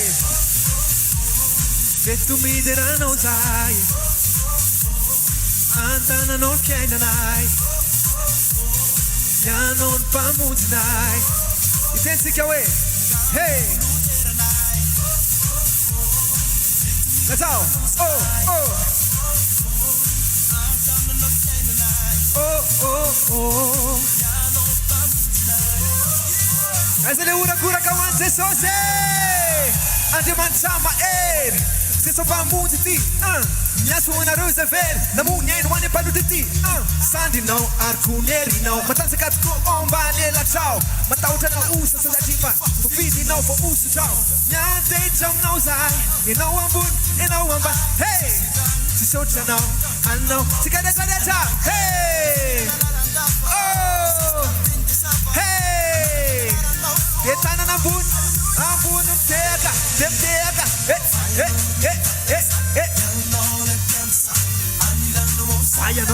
Vayanao no mia Yanao le piansa Anilanao sa oh oh oh De miaraka oh oh oh oh oh oh De tu mi deranno sai Antananao fiainanay ianao ny mpamonjinay tanatsika ambony mideranao mitsokanao ianao tompo mideranao mitsokanao ianao tompo tena tanana ambony demteaka one Jesosy yeah atave puno tanana Demnaraka son hey oh oh oh oh oh antana no kenanai yano pamudnai dem so di want the so hey to me that I know die Antana no kenanai Yano pamudnai Ambutanen dega Antana no kenanai oh oh oh Yano pamudnai Taba bewan Jesosy Misy valve ato trano ato e okizy kika mafy be ho an Jesosy taontsika tehaka mafy be ho an'Andriamanitra anao tanteraka ny fanatritsika vokatry ny fo aoka ny olona rehetra samy anao arak'izay niny fony avy tsy amin'ny alahelo izy na amin'ny faneriterena fa amin'ny fitiavana sy amin'ny fifaliana izany ny tian'Andriamanitra alleloia falvenao amin'ny fotoan'androany aloha taovy an'izao ny tananao raha falenao dia aleo tsika tehaka mafan'Andriamanitra samy tanora daholo ny atoko nga misy manaiky fa tanana indray ho tahaka ny voromahery ny tenin'Andriamanitra alleloia amen dao tsika tehaka mafy be ho an'Andriamanitra alleloia dia tahaka izany ny patiny rehefa isaky ny zoma zany fotoana irahantsika tanora anomezantsika voninahitra an'Andriamanitra sy anomezantsika ny talenta sy ny fahafahana anomen'Andriamanitra antsika hoentintsika eo amin'ny fanatrehana ho amin'ny fanomezan'ny voninahitra sy anehoantsika ny fitiavana an'Andriamanitra tsy fitiavana seho ho hitan'ny hafa akory zany fa ilay fitiavana lalina any anatinao mitaona sy hoe maneho an'izay fitiavana an'Andriamanitra izay. Na izany anefa tsy adino ny tanora zokiny ary tsy manakana ny tanora ihany koa fianakaviana ray tsika, misy ny ray aman-dreny, misy ny zanaka, misy ambaratonga taona maro samihafa ao a. Rapitsy ny fotoanantsika eto a, fotoana firaisanao latabatra miaraka amin'ny tompo. Aza diso fotoana ianao a, aoka ny fanahy no hitaona anao noho ny fahatsapanao ny fitiavan'Andriamanitra. Sony sy ny fa tsy soniavinao, soniavinao amin'ny fahatongavanao eto ny tena marina, fa ilay fitiavana tsy terena fa amin'ny fifaliana. Dia marina amintsika tokoa fa fahavokisam-pifaliana ny eo amin'ny fanatrehan'Andriamanitra ary fahafinaretana ny eo amin'ny tanany ankavanana. Zay ny apitso manomboka amin'ny 7 hatramin'ny 10 eo. Dia ny fotoanantsika amin'ny herinandro ihany koa tsy miova. Ny latsinainy ny talata, larobia, sekoly famahanolana, sekoly fanasitranana, sekoly fitahim-panahy sy ny tokantrano ary tamin'ity herinandro ity zao nafantatra zavatra anankiray hoe ay Jesosy marary Jesosy fa any aminao fanafodiny. Marary fity Jesosy marary fity Jesosy fa minao fa eo enao amaly fity azy. Amin'ilay fity tena tsy misy takona fa fity vokatry ny fo.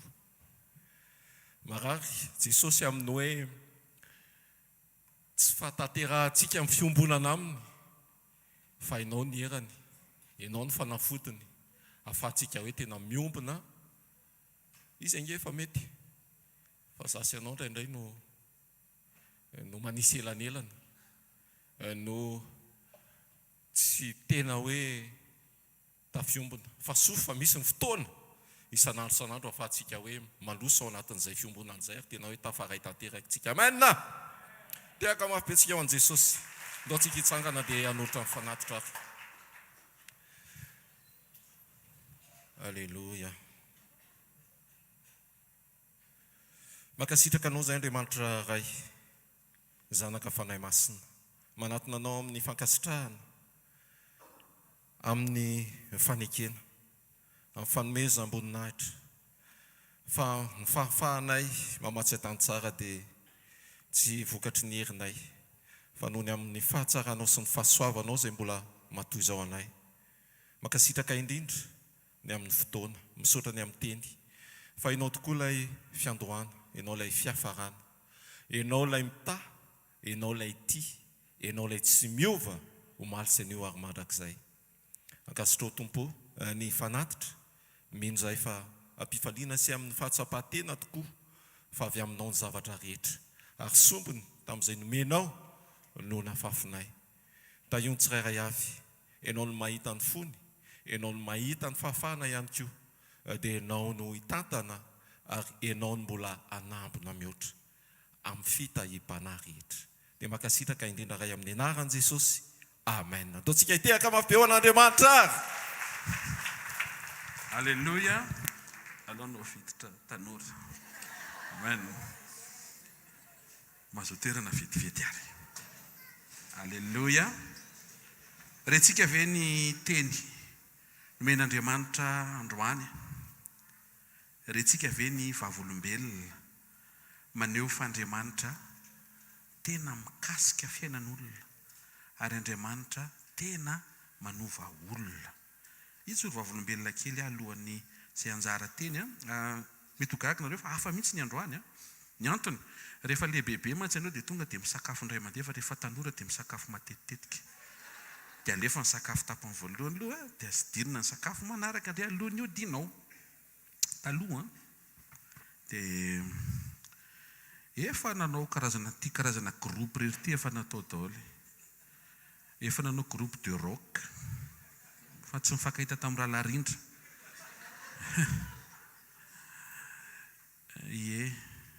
Ny volo koa efa niazanina lavaina fa tsy nety.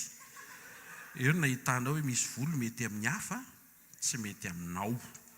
Dia aza isisiana le izy fa tsy mety. Efa nanao groupe de rap. Efa nanao boys band. Tandremo sady mandiny mihira no tena tononkira nataonay tamin'izany sy pastery ohatra zao toy I'm not a toy. Hainao va dikan'izany? Kilalao. Za tsy kilalao. Tononkirana olona maratra. Mataotry ny ataon'ny vehivavy kilalao. Ohatra izany no nivangian'i Jesosy. Taty aoriana rehefa nantsoin'i Jesosy dia lasa nanoratra tononkira. Mampafantatra ny fisian'ny mpanasitrana. Mpanasitrana fo, mpanasitrana fiainana. Misaotra an'i Jesosy nomeny hira misimisy. Izy mahavita azy. Genesis, andraisako mpenina, fahefany izany. Zavatra tsapako dia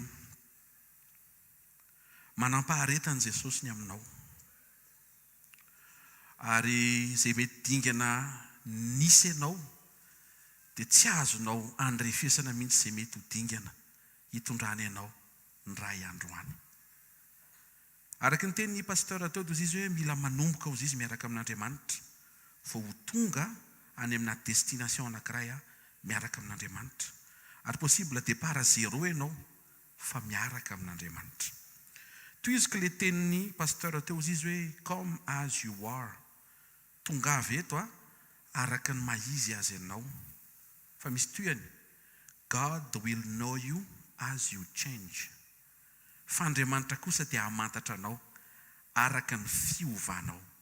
Dikan'izay rehefa tonga eto dia ataovy misy etaeta ny anatinao any etaeta fiovana.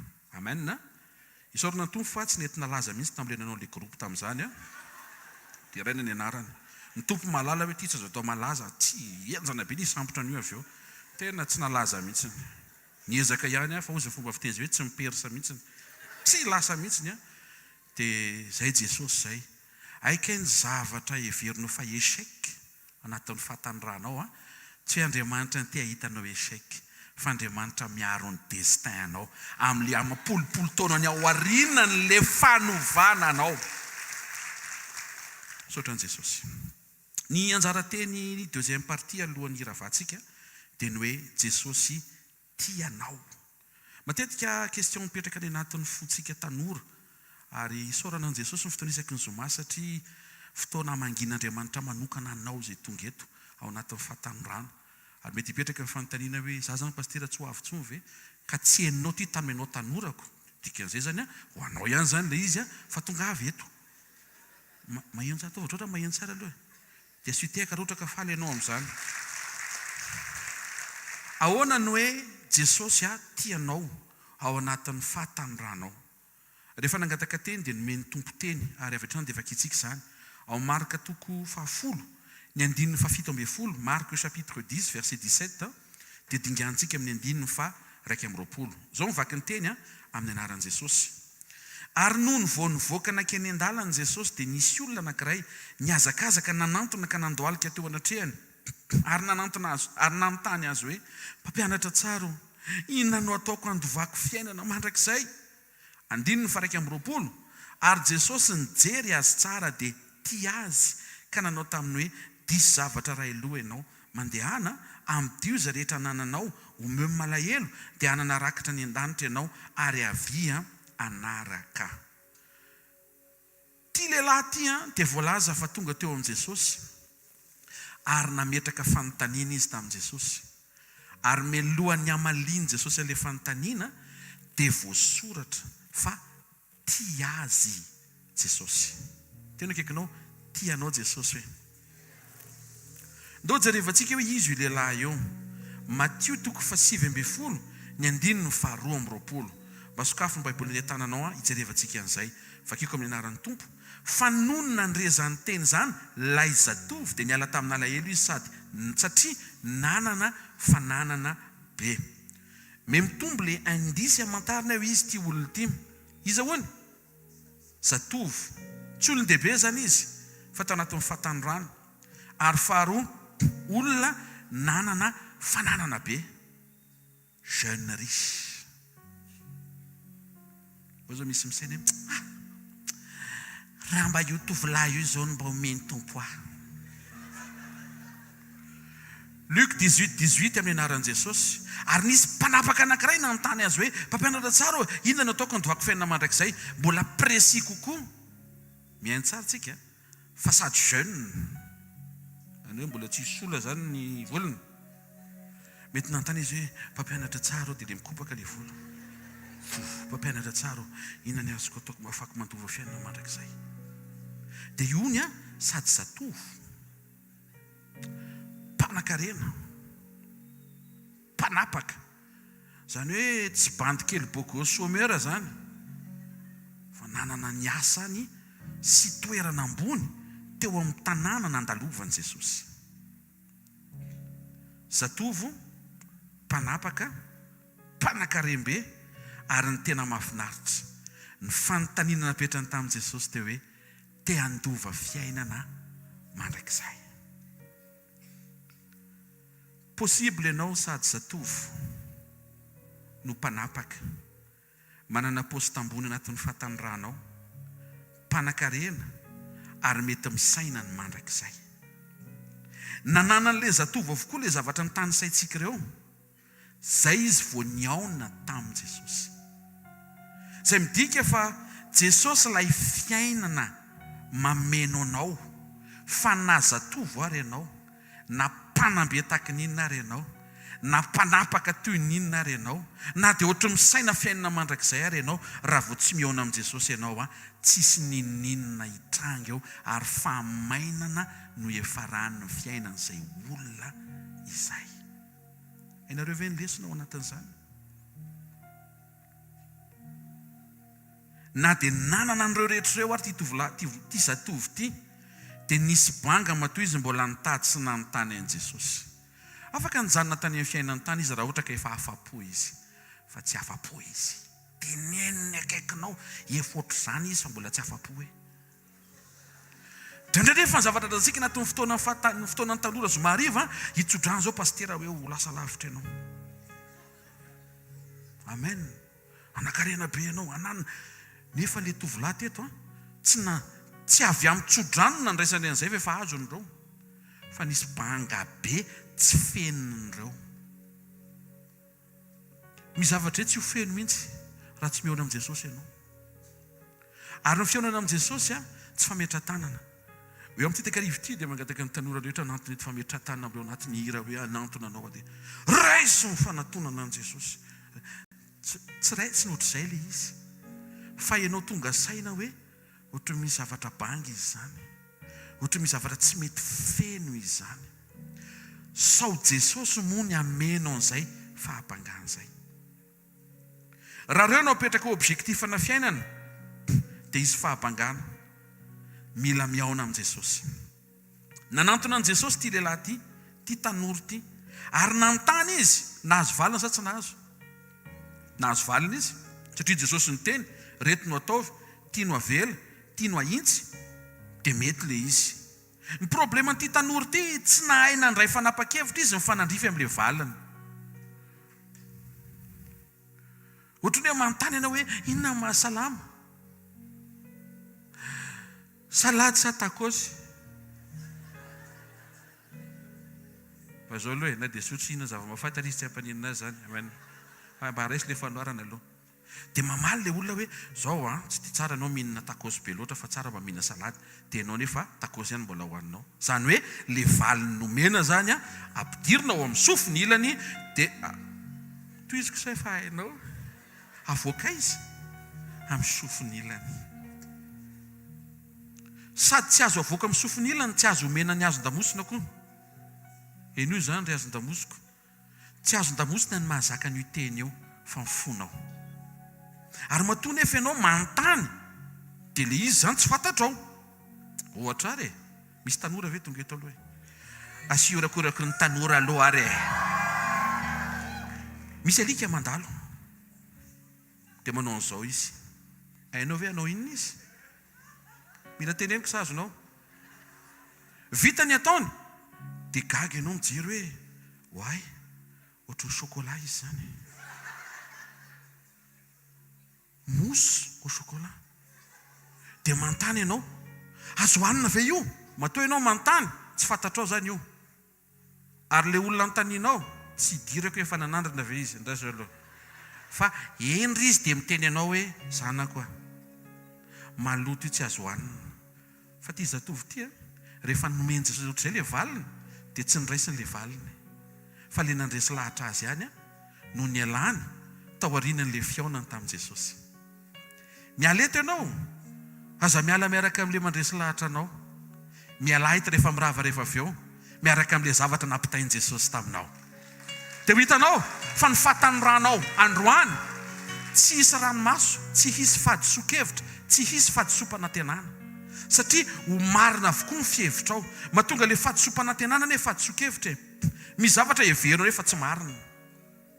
Jery ahy izy. Le olona sady tsy mijery anao, tsy misinterese aminao, mifantoka amin'ny Jesosy izy. Dia mipimaso ditsoka izy fa tsy hoe mipimaso. Zany hoe ianao zany no se mettre idée hoe zay nefa tsy zay. Dia ahoana? Avy eo ianao mametraka fanantenana amina zavatra tsy misy dia lasa diso fanantenana amina zavatra diso. Tsy hoe expert raha mijoro eto fa tena efa nafahan'i Jesosy sy ny sotraniny. Amen. Faharoa, rehefa tianao Jesosy dia manoro anao izy. Tena akaikinao, Jesosy tianao dia manoro anao hoe. Ny fitiavan'i Jesosy teto dia naseho any tamin'ny fanehoana n'ity zatovy tonga nanatona azy ity hoe tia ny zavatra diso nataonao hatramin'izay. Diso zavatra ray loha ianao. Matetika sarotra ho antsika tanorana hoe mandray diso. Ianareo akory angaha rehevinantitra. Matony ireo antitra mbola tsy maty misy dikany. Miatrika ireo mba heno ihany. Sao maso. Satria ny ao am-pon'le mananatra ne tsy tiany ianao hidofotra amin'ny po. Oatra azy. Marary a? Poto. Any hoe possible zany koa mety manala volo tsy hay intsony izy. Fa be loatra le poto ny dofo. Fa manam-paharetany Jesosy sy ny fahasoavany dia tsy vaky ny loha. Fa afaka mbola miaino azy dia afaka mitsangana indray. Ary afaka mampahery tahaka ny androany.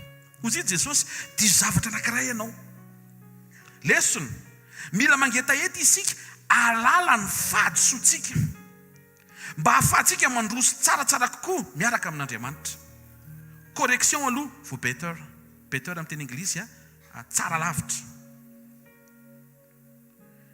Ny olona malemy fanana, ny olona malefaka no azo atoro sy mora atoro. Manasanao mba hanana an'izany fahalemem-panahy sy iaina an'izany fahalemem-panahy zany. Ny fitiavan'Andriamanitra tsy hoe anao izay tianao.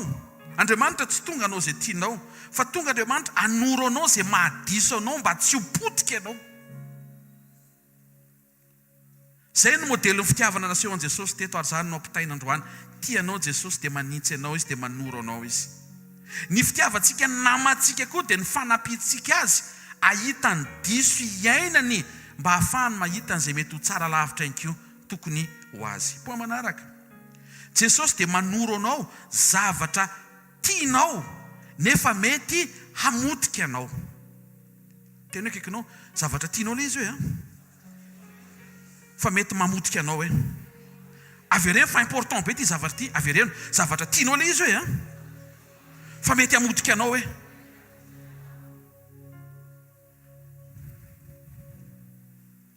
Marka 10:23-24 hozy Jesosy. Manao ahoana ny asarotry ny idira manan-karena amin'ny fanjakan'Andriamanitra. Ary ny mpianatra dia gaga tamin'ny teniny. Dia Jesosy namaly azy ndraika no tamin'ny hoe anaka. Manao ahoana ny asarotry ny idirany matoky ny arena amin'ny fanjakan'Andriamanitra. Eto Jesosy miteny hoe sarotra fa tsy hoe tsy possible. Zany hoe azo atao zany. Sarotra ho amin'ny manan-karena hono fa indrindrindrindra ny tsindriny tsara hoe ho an'le manan-karena matoky ny areny. Jesosy te hanampy ny zatovy zay tonga eto amin'ity anio ity. Mety manan-javatra be dia be ianao. Tahaka an'ity lehilahy ity tsy fantatra mety ho lova le izy. Mety ho fikirizana, mety naomby izy, mety na inetsika izy, na iniotra, na iniketrika, na insera. Fa Jesosy nahita hoe animba no avy amin'ny feno voninahitra avy aminy le fo diso, fo matoky areny. Diso le zatovy, natoky zay nananany. Zay le lesona. Tandremo, fa raha vao avilinao ny fonao amin'izay anananao, teto izy mety mpanan-karena, fa mety hoe mitoky ianao amin'ny fahaizanao, mitoky ianao amin'ny hatsaratarehanao, mitoky ianao amin'ny tanjakao fa mbola tanora. Ahavoanao zany rapitso. Atodio fonao, tsy atoky anao, fa atoky an'Andriamanitra. Ty zatovy ty nahazo arena tamin'ny fahamarinana matoa izy nijoro avolombelona hoe ny ainako daholo le didiny teneninao teo. Fa ny problème lasa tao amin'ilay arena ny fony. Jereo tsara ne fandrian'ny devoly ianao. Raha vao maika ty anan-karena eo dia tsy maintsy latsaka anatin'ny tsy fahamarinana. Rehefa tsy azony amin'iny indray, avelany roborobo indray le bizina na le business na le asa, dia aseny apetraka ao anatin'le zavatra azonao sy le zavatra natsanganao indray ny fonao. So Jesosy fa eo manampy ianao mba tsy ho voafandrika ianao any amin'izay lalana hitondran'Andriamanitra anao. Farany, Jesosy te hanaitra anao anaraka azy. Fantatrao ve ny tena fiafaran'ny resaka izy mianaka teo?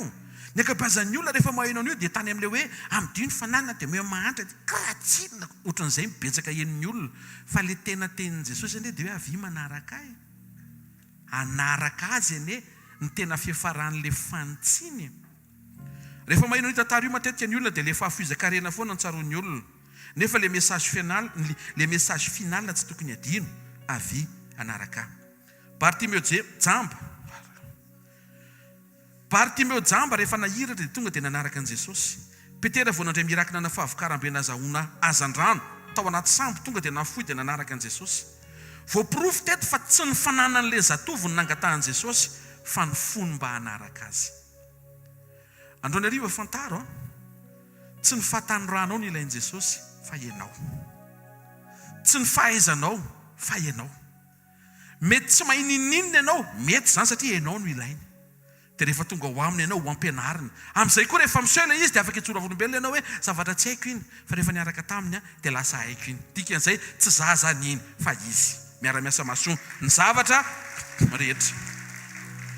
Hozy izy Jesosy, ny mahantra ny mila ny vidin'ny fanananao rehefa hamidinao ny fanananao, fa za ianao no ilaiko. Avy manaraka midika hoe communion, satria izay manaraka no mifanaraka. Tavaradalina vandrora tsy efa ny fanaiky. Zay vao miaraka, zay vao manahaka. Androany misy olona eto inoko fa mangeta hitan'i Jesosy ianao. Manasanao hitsangana. Ao afontananao dia nao vavaka tsika dia manasa ny lioan'ny Joda avy hatrany dia miakatra eto miaraka amin'ny tanora. Amarana amina fidy anankiray tsika mantsiny. Leo tsika hivavaka.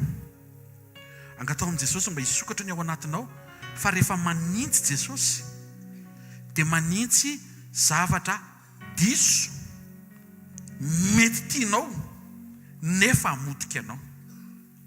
Ao afontananao dia mangata amin'Andriamanitra mba hisokatra ny ao anatinao. Alalanao ny teny mpanitsipitiavana avy amin'Andriamanitra. Atonga anao ho tena mpanaraka azy tokoa. Mba hisokatra ny ao anatinao fa tsy hoe mila mitondra zavatra ianao. Tsy zavatra lisy fa ianao mihitsiny. Raha tsara indrindra amin'ny anaran'i Jesosy. Entinetinaotrehanao ny fonay tahaka an'ity zatovy ity. Nefa kosa raha hiala eto zay rehefa dia tsy tahaka an'ity zatovy ity. Aoka tsy zavatra hamatotra na hamesatra ao am-pon'ny tsiraray avy, ka anakana ny fanarahana ianao. Ary sokafanay ny fonay satria ianao rehefa tia dia manintsy. Ary le fanitsina dia zavatra mety ho tianay nefa diso sady hitondra fampitehana. Aoka isy fisokafana amin'ity takarivo ity ao am-ponay rehetra izay tonga eto, na zatovo, na ray aman-dreny, na zaza, na iza, na iza. Averinay aminao ny dera sy ny laza ny fankasitrahana mandrakizay. Amin'ny anaran'i Jesosy Kristy velona masina sy manan-kera avy Nazareta. Amen. Sy teka mafitsara hoan'i Jesosy anao fidy anankiray tsika dia tsofina rano ianao dia miratsika.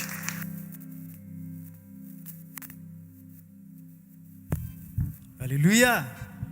Asirakoraka mafy ho an'i Jesosy are. Ataontsika fotoana miavaka amin'ny fotoana androany afaka mandroso ety aloha ny tanora raha afaka mandia hideran'i Jesosy tsika androany. Amen.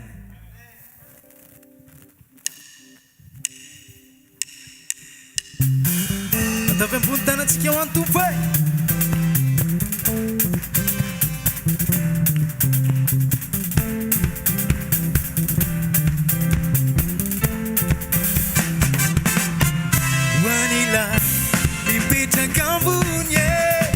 Seza fiandrianana ny tany no fitoeran-tongony ny lany trandrianana tsika rehetra ho an'ilay mipetraka ambony ny seza fiandrianana ny tany no fitoeran-tongony ny lany tsika rehetra miaramira mafia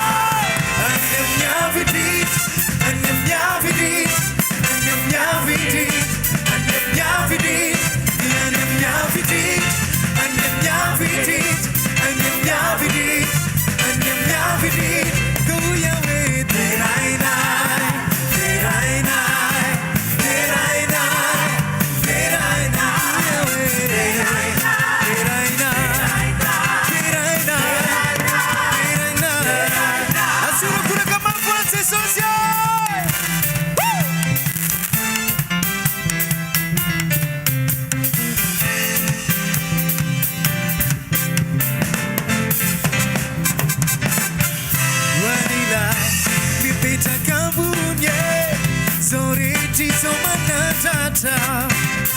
Siran sirun fatirunye famini fituirana wanilai ipecha kampune soreti somanatata Siran sirun fatirunye famini aziza anem yavidit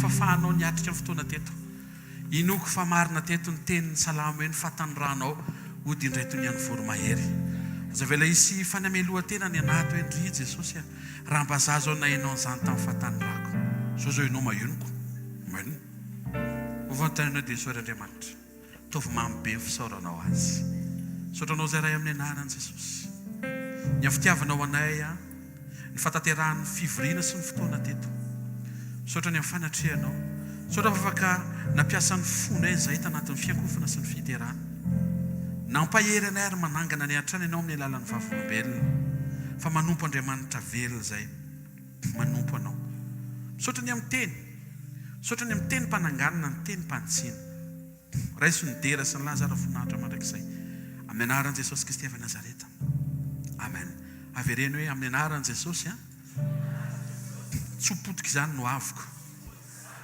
manokatra ny foko ho amin'ny fitiavan'i Jesosy afaka maheno fantsiana avy amin'Andriamanitra mba tsy hanaovako fahadisoana ary mba tsy ho potika ny rapitso amin'ny anaran'i Jesosy ny tompony mampijoro za koa resy lahatra ary izy mitahiry raha tafavoaka Jesosy tafavoaka tsy tavela tao am-pasana izy tsy tavela amin'ity situation ty raha nitsangana tamin'ny maty izy ho atsangana amin'ny voninahitra amin'ny anaran'i Jesosy Kristy avy Nazareta sitrana ny ratra anaty sitrana ny ratra momba ny lasako avy reny tsy eny tanan'olona ny fiainako ny hoaviko eo an-tanan'Andriamanitra ary izy napana tena tsy isy maharombaka zay eo an-tanako tafavoaka olona tsara olona miova amin'ny anaran'i Jesosy amen raiso tsodrano zay tononona amin'ny anaran'i Jesosy Kristy avy Nazareta rehefa avy nitehaka ianao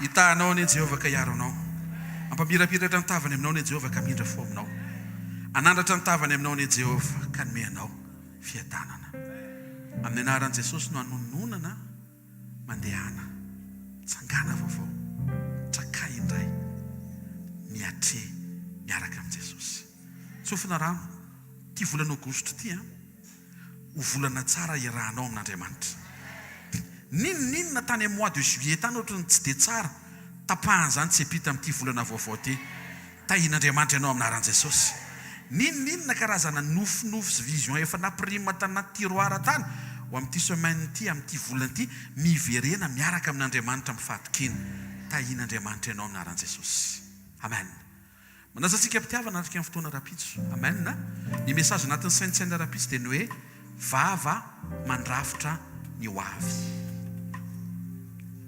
zareo fahasoavan'Andriamanitra no maty izao ary ny fahasoavan'Andriamanitra no maty izao anareo amen teny Jesosy taholy bye bye